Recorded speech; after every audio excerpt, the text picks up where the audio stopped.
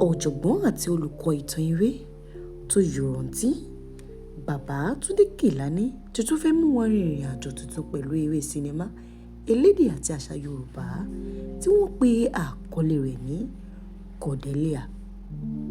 Lónìí, ọjọ́ 7 oṣù keje ọdún yìí ni bàbá pe àpéjọ pẹ̀lú àwa oníròyìn láti jíròrò, béèrè ìbéèrè àti sọ nǹkan tí eré Cordelia tó dálé lórí àti ìtàn tí yóò máa sọ.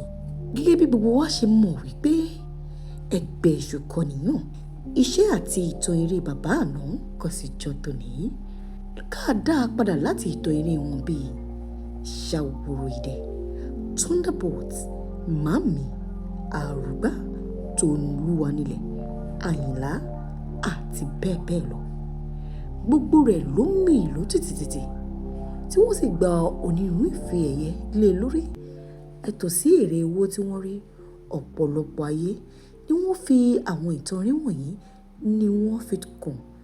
Bẹ́ẹ̀ ó tún jẹ́ kí èyí jẹ́ gẹ́gẹ́ bí ògo àti ìfihàn àṣà wa sí gbogbo àwọn orílẹ̀-èdè yòókù tí wọn kò mọ̀ nípa ìtàn wa dáadáa.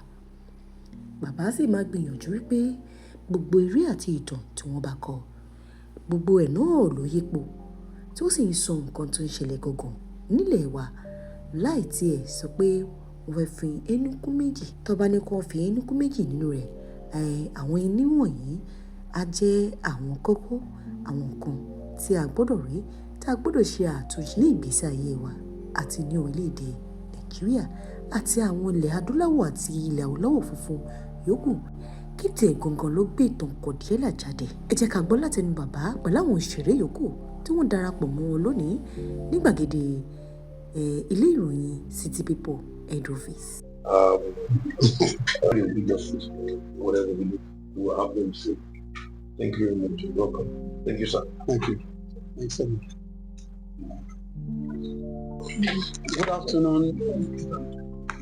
Good afternoon, everyone. Good afternoon. My name is Tunde Kelani, but everybody calls me TK.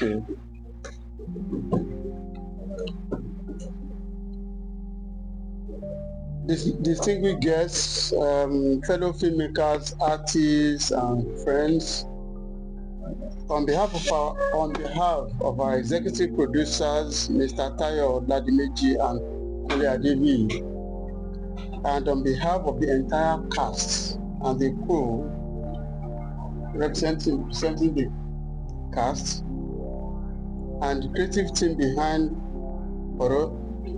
Cordelia, I warmly welcome you to this very special occasion. After 3 years of hard work, resilience, and faith, Cordelia is finally ready for cinema audiences. Cordelia is not just about the release of a film. It is the celebration of a journey that began with a powerful story on the pages and comes alive on nationwide cinema distribution by Film One from July 18, 2025. Thank you. At the heart of Cordelia is a literary work by one of our greatest writers, Professor Femi Oshofisan. His novel provided the foundation, a layered, compelling narrative that we were honored to adapt for cinema. This is a reminder of the critical bond between African literature and the African film. Our written stories, alongside oral tradition, folklore, and lived experiences, are part of our intangible heritage. When we adapt them to film, we are not just entertaining, we are preserving, interpreting, and passing on our culture. This is what makes our cinema deeply authentic and what sets African storytelling apart. Cordelia is a film about silence, about the unspoken damage of power and the quiet suffering of those who live in the shadows of history. It is a political and historical story, yes, but it's also deeply personal. It holds a mirror to the fractures in our society and the fragility within the family when truth is suppressed.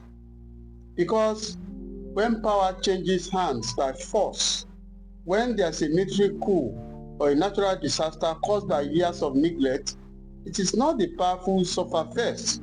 It is the innocent, ordinary families that are torn apart. Children are displaced, parents are silenced or disappeared. The people caught in the crossfire are those simply trying to live, to raise their families and to survive. Cordelia gives voice to those quiet victims, the ones history books often forget. One of the most moving aspects of this film, what binds it emotionally, is the music.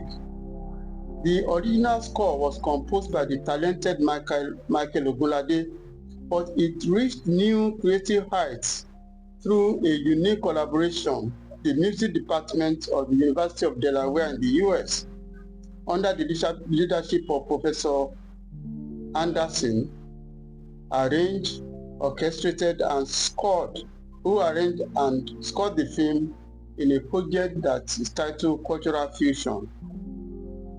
This collaboration between continents, between cultures, between traditions and techniques represents exactly what Cordelia stands for. It's a creative dialogue, a meeting point between African stories and global craftsmanship. And it shows what is possible when we open our doors to collaboration while staying true to our roots. To our extraordinary cast here represented and our crew, thank you for your passion and professionalism. To the composers, musicians, and partners behind the sound of Cordelia, thank you for giving this film its soul. And to our audience, the Nigerian audience, who have stood with African filmmakers through decades of evolution, you are the true backbone of this industry. Through those era of Nollywood, VHS, VCD, cinema and streaming, you have stayed loyal. You believed in our stories when others didn't, and it is for you that we continue to create. So in conclusion, let us recognize and thank the team that made today possible. City People magazine, led by our brother, the visionary editor, Mr. Jegede, and the assistant editor, Mr. Sunday Adigun, and their entire hardworking team. I thank you for organizing this press conference and for your continued commitment to celebrating the Nigerian creativity and culture. As for me, Cordelia is not the end, but a new beginning, marking the start of a fresh chapter filled with entertaining, thought-provoking, and culturally grounded films that will continue to complement my decades-long journey in African cinema. Ire ni o, ẹ ṣé púpọ̀.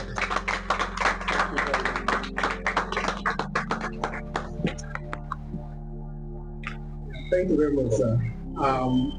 Beyond the speech, which is superb, I must say.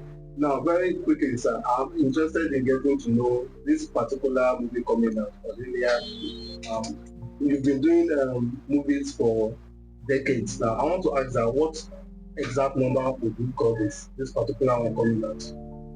Can you put a number to it? What's to know that, okay, this is a particular number of movies? You know, I've had I have decades of my career, and it's all layered. At first, I was trained in television, and there was a time when I actively did newsreel. I was in the NTA, and I was carrying, if I was still in service, I would be one of the gentlemen standing there. And there was a time for many years, on contract underground, I was the BBC World Service cameraman in Nigeria, and I passed all that stage in my life. And it was at a point when I said, no, wait, I'm going to stop this and face the narratives. We had, through technologies, been essentially cinematographer in one part of the Nigerian cinema. And then when the technology changed, it was the time for me I was independent and we started making film productions. So I don't know where to start the camp. But if we started from when the technology changed and we started to use video, we had no choice because of Nigerian economy had collapsed completely. And I decided to appropriate the new technology and for me to tell the stories. So we may start the camp from Teluanile, and then Oshegbe, and then Odeku, and then Thunderbolt, Shawole, Agogoyewo, and Campus Queen, and the Narrow Path, finally Ayila, finally Dazzling Mirage, Mami, and then we're here. So without bothering to count, I just say maybe 15 or so. Although some of my associates, especially my lawyer Jegede, insists that I have done 28. So let's take his figure and say that I've made roughly about 28 films. Fantastic, sir. You've just given us a figure to it. And most of those, in fact, the entire movies you mentioned are top-notch movies, which remain evergreen. When you even get to have access to those movies, just as if they are new again. So this particular one coming out, which is Cordelia, I want to ask that what actually inspires you to come up with this? Well, as you know, my works can be classified. Basically, I work in adaptation because I love literature. I've read all our authors. I've been influenced by all the superior arts. But I've done a lot of adaptations. Koshegbe, Oleku, Mami, Thunderbolt. They are books. Dazzling Mirage, they are books. And Cordelia is adapted from Femi Osofison's work. Remember that we had done Mami, written by Femi Osofison. As a matter of fact, when I approached Professor Femi Osofison, I had Cordelia in my hands. It was like not a complete novel, it's like a novella or something. You could not believe that such a powerful story can come out, a thing can come out from such a small book. And when I got to him, I told him, I sat down and told him that I had come to discuss Cordelia. And then he laughed and said, I don't know, maybe if you saw Mami, I don't know what you think about it. So he went inside and brought Mami. And I read the people and said, this is the one I'm going to do first. And at that time, remember in 2010, they had brought the World Cup first time to the African soil, and I wanted to connect his story to the World Cup. So I said, no, this is what I'll do first. And for about 7 or 8 years, I kept Cordelia in my cabinet, waiting for the opportunity. And then one day, I got visitors. It was Professor James Anderson from he's a professor of music and is the head of orchestral activities from University of Delaware. And it became in sort of a delegation, and what they wanted to be involved in a project that was called Cultural Fusion. Originally, they wanted me to give them one of my old films, which they would take the soundtrack down, and then we would score a music. We compose a music in Nigeria, and when they get back with audience and everything, they will screen the film without the music, and the live orchestra of about 75 people will play to it. Once he finished talking, I said, no, I'm not going to give you any of my old films, but I'm going to make a new one. So I went inside and brought Cordelia and said, this is what we're going to make. So many things have inspired Cordelia. The music is special. It was composed by Michael Ogunlade, and then it was arranged, scored, and performed at University of Delaware in the US. And as you can see, it looks like a small story, but it connects all of us. And I'm lucky to have had such a fantastic cast behind it. If you see the film, you will see what magic these stars have brought to this film. So coming from that line, sir, I wonder, I don't know if anybody would also be thinking such, that with the caliber of cast you have on ground, or that you used in the movie, how is it like putting all these people together to help you achieve the movie? I can't claim credit for putting them together, because sometimes when you are creative, God surrounds you with what you need.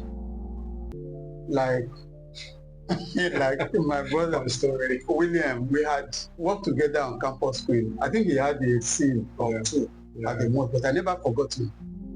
So when the time came, Professor struggling with a marriage in the university and so on.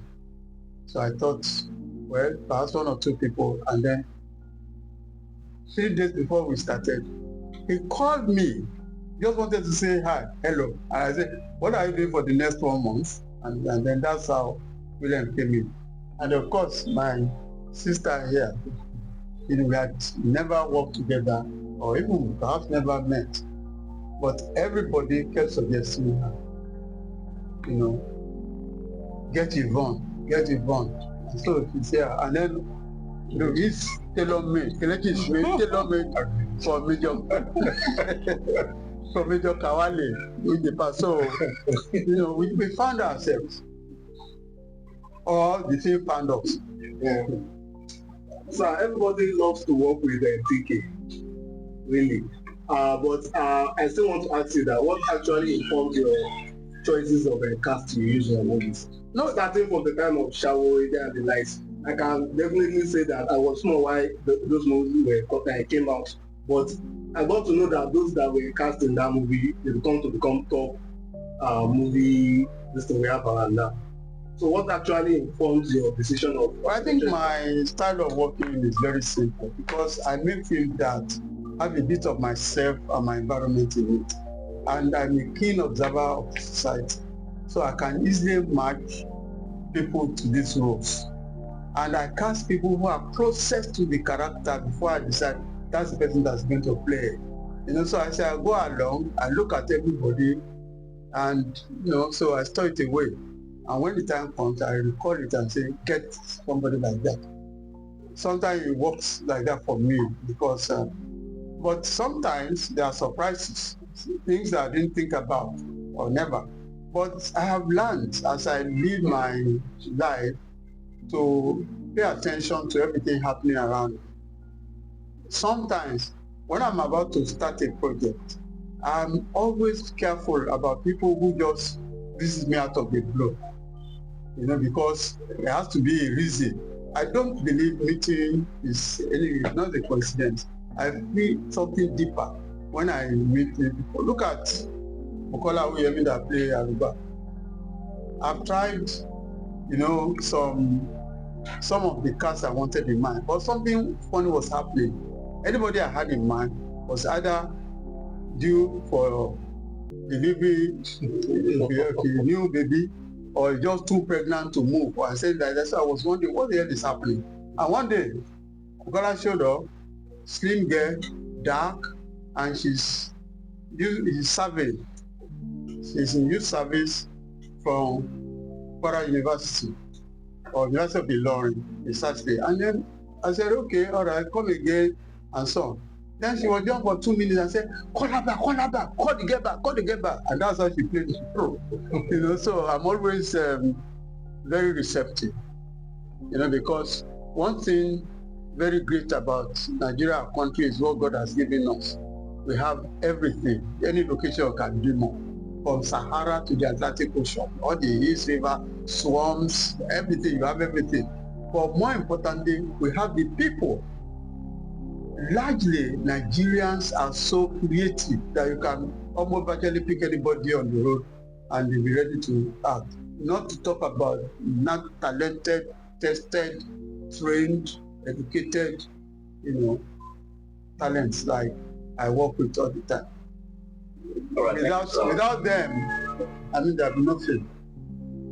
All right, thank you, sir. I will have other media to answer questions now. But before that, I would like to direct my first question to the laptop. The lead actor, sir. How was it like working with Sticky? And then what was the experience at the business? Okay, so I will not start with Cordelia. I will shoot back to the first time I ever worked with him. I was in University of Lagos studying English, and they came to do audition, so I walked in. I was not in his face, but they just said, "Oh, you play this character." Then we had Odegbami around them. So can you imagine mathematical? People acted in the film. Yeah. So one thing I've always loved to do is to do whatever I've been given to do and do it with everything within me. And I'm more of a collaborative actor and a thinking actor on the spot. So I needed to make a mark that would drag me in his purview. Then after we finished the film, Campus Queen, I think about a month or so later, I got a call from on my phone, and it was TK calling me. And he said, "Can you come to my office at Oshodi?" And I went there, and we don't talk. He said, "You're very quiet." But when I watched the film again, I saw you were like, "Who is this guy?" And he said, "William, I want to do another film, and I want you to play the lead, but I don't want you to do any other thing." And I'm a very loyal person when it comes to things like that. For a period of time, I didn't do anything, but I kept visiting him.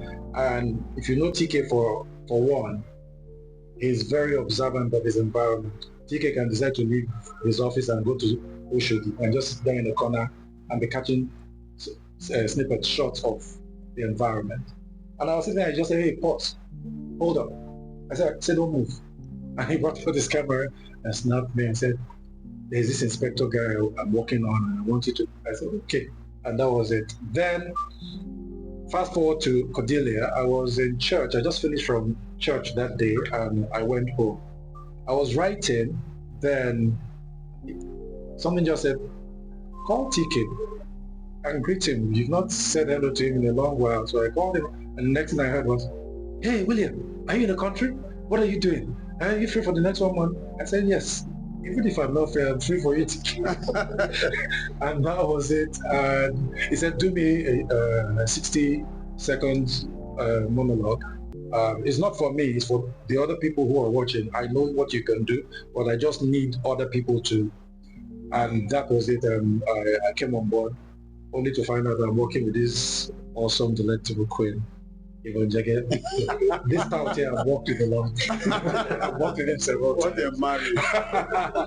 And when I saw her there, I was quite excited because I've seen her. And from that project, we became very good friends and started visiting her house, saying hello to the family and all that. And she's a wonderful actor. Yvonne, Yeah. you should tell And working with TK. the press what kind of marriage you We'll come back to that. So working with TK is fun. He gives you the latitude to express yourself, and you see him, he hardly gets in your way. The only way he gets in your way is the camera. What he sees, you are not seeing it. Just be yourself and all that, and having to have awesome actors to play with. We made the job a lot easier for him.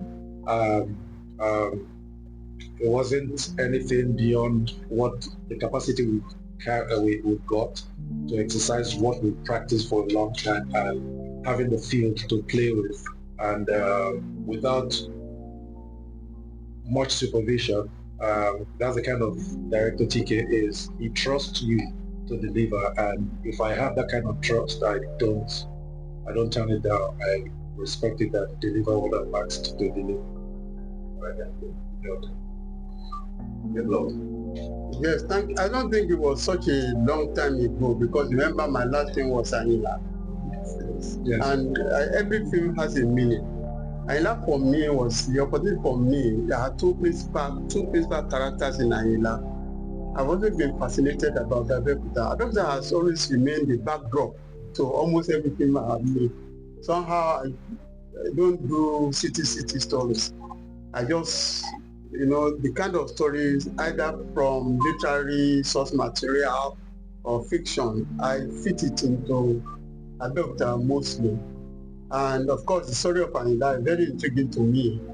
For years, I've, imagined what I could do with it. So after Ayinla, then I was going to do perhaps a sequel to Ayinla. And then, like I told you, I had Cordelia. I have several books, by the way, waiting to be made. And because of the cultural fusion project, I saw the opportunity that Cordelia is the film that is so dramatic to inspire a robust musical score. Because since the time it starts, it just sucks you into the action, and you wonder what's going to happen next. Because the story happens quickly, less than 48 hours. And I knew that it provides opportunity for the score. And it took a longer time. At first, I thought this is going to be so easy, a fast turnaround project, but it turned out to be more challenging than I thought. But I can tell you that it's worth the wait, because 3 years of making, and finally, I think this is the time it's now ready for the audience, Nigeria, African, and in fact global audience to watch this special film. What emotion do you hope viewers leave with after watching the video? I think the lesson, what people will take away, they will know that this could have happened to anybody. So if it happens, how do they think they will deal with it or fail? Audiences are quite unpredictable, because they're going to see what I never, maybe I saw myself. And so for the creator, when you create this thing, I'm surprised when people start to react in different ways. But what happened in Cordelia could happen to anyone, because you don't expect it. We should thank God, because when you wake up, you know what you're going to do for the day and so on, and then suddenly something happens. Usually, maybe it has to do, maybe the country or something just happens and it affects people. And it goes to a point where you think, why me? Why me? Out of all these people, what am I choosing to go through this? But at the end, sometimes it has a sort of a healing too, because sometimes through all the adversities and everything, you need to go down. Okay, now God, thank you. I now realize what you're saying. In the case of Dancing Mirage, nobody will know how it was going to end, but probably be a surprise to everybody. It's essentially it's fiction, but it's based on some historical facts. Okay. And you can even decide when you see it and fit it into what you think is right. But first of all, unfortunately, Professor Femi Oshofisan, who wrote this story, is away. He's going to return to the country just before we go on general release on July 18. I wondered, that's why I do a lot of adaptations, because I try to get into the minds and the brains of writers. That's why I worshipped them. I did so much adaptation, sometimes they forget that I'm not one of them, because they have done African Writers Association in the US, they included my name and I went along, and I tried to convince, listen, I'm not one of you really, but I really worship writers. Professor Femi Oshofisan, I come across several of his works, and I can't understand how he thought about it. And when it comes to the family, because the family, he was serializing this story in pages of Guardian when he worked in Guardian. And then sometimes he said people will come to him and say, Mokwe, problem was there were serious there. You know, I didn't know you have so much. Your wife, and they said, I don't have a problem, but it's just a story I'm writing. You know, that was how convincing it all was. You know, it's so magical. And then they brought it to life. In fact, beyond my own expectation. Sometimes I'm wondering, is it real? And when we get to Major Kawali, and this guy designed the character and smoked so menacingly. And anytime he laughs, I say, oh my God. There's no stop you see on No the stop. It's a wonderful, wonderful picture. This is why I asked that question is because I'm looking at the situation that we find ourselves in Nigeria currently. I'm looking at that, you know, that set and example, you know, that we saw in that teaser that I watched. I mean, I'm looking at, if possible, we actually can tell what the story, I mean, it's all about now. Because, I mean, I saw both of them. So, I saw the role. I mean, looking at it, don't you think there is more? Because I'm already thinking what I'm going to come out of that movie. Don't you think we're going to have another part of that movie, having a kind of a part two? Because the story of the military era, and I don't think anything has changed as far as this country is concerned. Comparing the military as, you know, the Are you suggesting a fool? I mean, this is not a cool, but I mean, you passing the message because I can see a strong message coming out from that movie. So, I mean, relating that, you know, from the 90s and to what we have today, nothing has changed. And it's still the same thing. We're in a democracy. We have a robust democracy in place. I get what you're saying.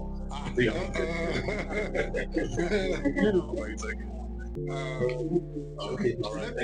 Let me just quickly chip in something there. Having to have in the Nigeria of the 90s, 80s, 90s, and all that, the military era, and falling into this period, you see how we've fallen, or rather, things have gone up to what it is today. So most times, we storytellers, you say, we like they say, literature leaves the society. It leaves the society back to the society. So we haven't seen the film yet. We've seen the snippets of it. It can propel or project that if you don't do X, Y, Z, this might happen. So it's just like a foretelling for you to guide the society the way it should go, so that when you do that properly, everything goes right. Let me just summarize Cordelia like that. Sometimes when you watch the film, you realize maybe it's just a casual glance at our recent historical past. But at the end of the film, you can just say, oh, it's a love story. You know, so there's no way you can tell what it is that you have seen. You can even come into the cinema and you carry the military, whatever, and go. Someone comes and take love story. Another comes and say, I want to be a professor. All right, thank you, sir.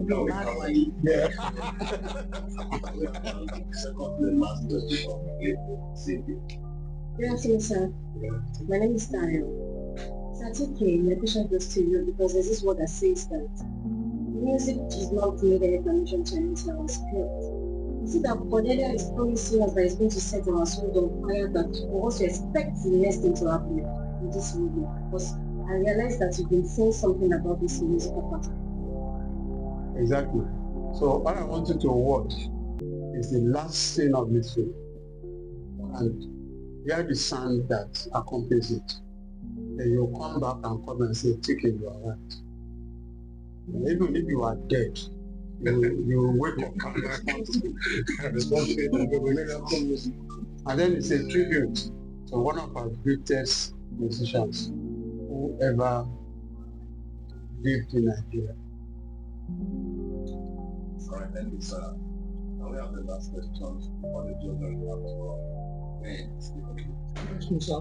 My name is Ben from City People. So I have a question. All this while, I've just been listening to what you were saying.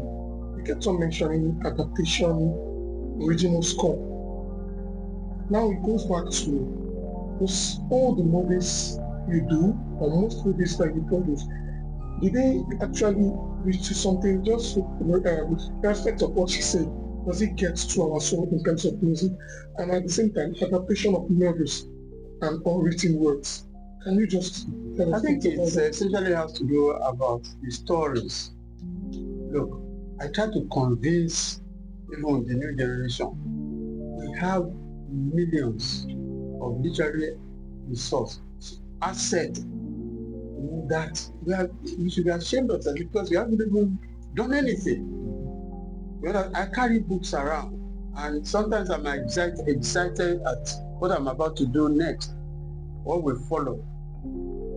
At least 3 of the 5 things that we are adaptation for literary resource. Why have we stopped reading? I would often wonder, how can anybody become a thinker without reading? I think it's now, you see, I started early in life with the Opagwa series and they learn on. And now I've laid my hands on Ayedaye Oyinbo. It's a Wild Ruler's World, which name flew out of my head. I just translated. You know, I don't know how I feel about books. I'm surrounded by books. If I have obtention of a fiction, any other thing, I will certainly take it. Sometimes I don't know what I'm going to do next. I just know that there are 5 options, and then something happens that triggers what I do the next moment. You know, so for me, it's my own way of life. You understand? I have a very broad canvas. You know, that is the beauty of Africa. Imagine Africa, about 50 countries, 2,000, 3,000 different cultures and colors. We have not even reflected it in Nigeria. How much the whole of Africa. So that's how I work. I don't know if it answers your question. I've even forgotten the question. No, you answered my question because I was asking if most of your movies are book adaptations. No, not because you spoke mostly on adaptation and original score, which is music and storytelling. So that's the question I just I asked. presume you're happy now. Thank you. All right. I Precious have something to say. Okay, my question is to Mr. Yvonne. When you first read the script, what inspired you? When I read the script and I saw my character's name was Renee, and I saw the kind of personality he had, I knew there were personalities that I've had to act or interpret before. So, an angry wife. But when you have to work with somebody who is like TK, you always make sure that even if you're playing the same character again and again, you're interpreting it differently. You adapt to one habit or one vice, something, and just make that character stand out from all the other characters you played. So when I read it, I knew I had to do something completely different. Not just shouting like in our movies as usual, not just angry and shouting and showing that you are angry. There's a character that I kind of wore over myself because my husband is obviously very big and bigger than I am. I'm like this high with a standing. But I had to make him know that you have a fire wife in the house. She swallowed it up. Whatever it is out there in school. But when you're in this house, I am your wife. Yeah. And you have to respect me. So I had to create the character where I chest out when I walk so that you know that trouble is coming. Yeah. So I was just excited to bring different things and sets. Yeah. And like they both say, TK will let you do anything you want to do. He will let you do whatever you want to do. So it was a blast. Thank you so much, sir. Thank you. Thank you. When you watch movie, anytime she appears, there's a special music for her.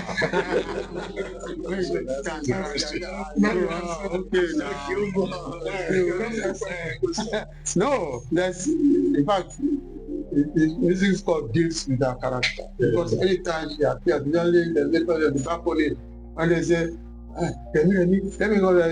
And say, it's too late. The music changes and we see how it is. But it's fun. So it kind of gives a better picture to your question, because when he started earlier, he talked about the scoring. The scoring of the song wasn't done like you go into the studio. It was live. We were watching the film without everything, and they were scoring it. So you've seen an orchestra before, and you have over 70-something people scoring as they're watching the move with the action of the actors and all that. So every film has its style. It will come from the Nollywood perspective, days back. You can predict what song will come in and all that. You slap my face and da. But this one, her mood, the music depicts what you're saying. So it puts you in that frame, it puts you in that position to feel what she's feeling at the time she's feeling it and all that. So it's it kind of drives everything home. And now, all right, I'm not allowed to say sort of the last one. No, all I just want to say is to, first of all, thank Professor Femi Oshopison for giving us that stuff.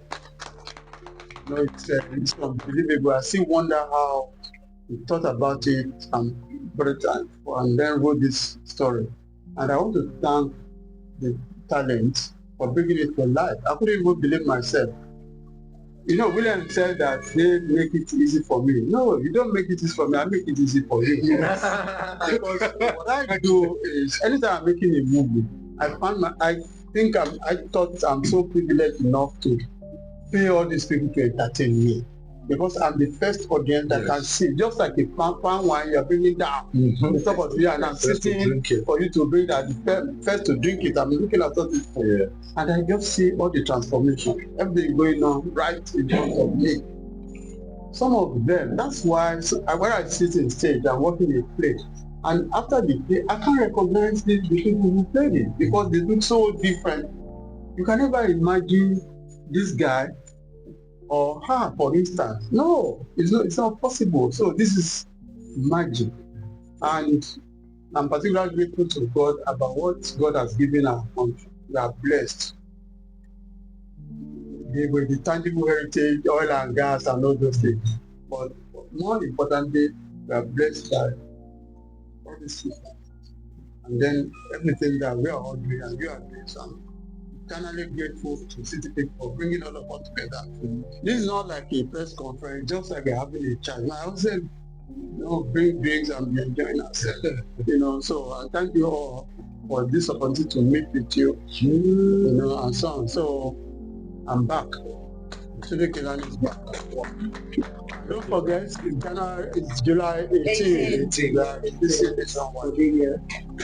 July 18th, Cordelia.